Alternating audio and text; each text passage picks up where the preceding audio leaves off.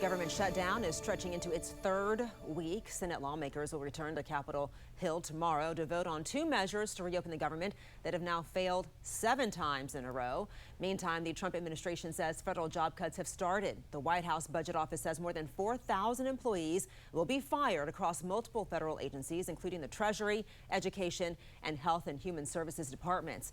The Trump administration has been threatening the unprecedented layoffs since the shutdown started.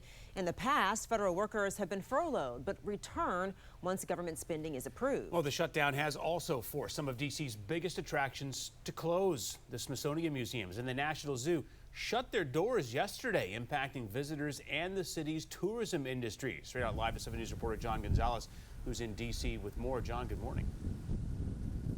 Adam, good morning to you. Yeah, for the first time in nearly 7 years, all Smithsonian museums and the National Zoo are now closed to the public due to this government shutdown. We are live right outside of the popular Air and Space Museum, which will remain dark on this federal holiday today. The closure began Sunday when operating funds ran out. Now, while the doors are closed, Smithsonian officials say digital resources remain online, but public access is suspended. Now, D.C.'s $11 billion tourism industry relies heavily on millions of visitors downtown, and these museums help fuel local restaurants, hotels, and tours. Elliot Ferguson with Destination D.C. warns a long shutdown could hit the city harder than the record 35-day shutdown back in 2019.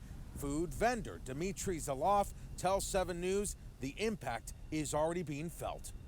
Where's the tourists? They're gonna go? Like all those people, they book their flights. This is income, bringing money to the city.